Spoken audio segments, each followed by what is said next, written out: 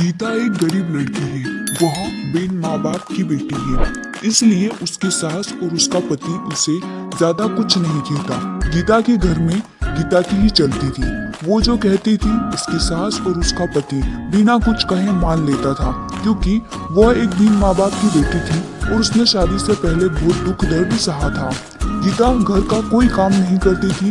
उसके घर का सारा काम उसका पति और उसकी सास करती थी और कुछ काम उसकी बेटी भी करती थी। गीता तो रोज अपना पर्स लेकर बाहर घूमने चली जाती थी। गीता को कोई कहता भी नहीं था कि वो इस तरह रोज बाहर न जाए या घर का काम करे। घर का काम उसका पति और उसकी सास कर लेती थी। लेकिन एक दिन उसके पति को उसकी सास ने कहा कि बेटा, गीता को ना रोको टोको तो उसको समझाओ कि इस तरह रोज बाहर जाना सही नहीं होगा। हाँ, वो बाहर जा सकती है, पर वो अगर कभी कभार जाए तो ठीक है, लेकिन अगर वो इस तरह रोज बाहर जाएगी तो हमारे समाज के लोग क्या कहेंगे।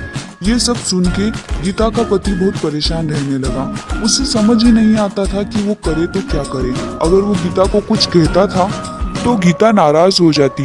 उसे समझ ही नहीं आता कि वो करे तो क्या करे। वो गीता को कुछ ज्यादा बोल भी नहीं सकता था और वो ना ही माँ की बात टाल सकता था।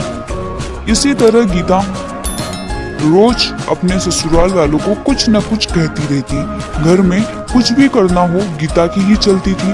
वो अपने पति और अपनी सासू को बहुत बातें सुनाती थी। अगर उनसे कोई काम ठीक से नहीं होता तो भी वे उन्हें डांट लगाती थी। फिर भी उसका पति और उसकी सास चुपचाप उसकी सारी बातें सुनते रहते थे, ये सोचकर कि कभी ना कभी गीता को एहसास होगा कि वो जो व्यवहार करती है वो सही नहीं है।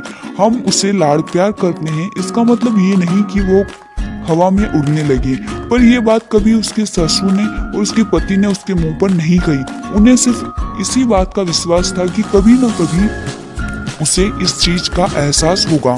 एक दिन ऐसे ही गीता अपनी सहेली रश्मि से मिलने जाती है। वो दोनों काफी दिनों के बाद मिलती है।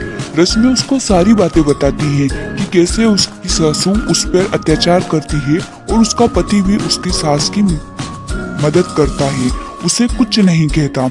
उसकी सास उसके पति को उसके खिलाफ भड़काती भी रहती है। वो चाहे कितना भी काम कर ले, कितनी भी अच्छी तरीके से घर की सारी साफ सफाई करे, सारा काम करे, फिर भी उसकी सासू उसमें नोकझोंक निकाली देती थी और उसका पति भी उसकी माँ का साथ देता था।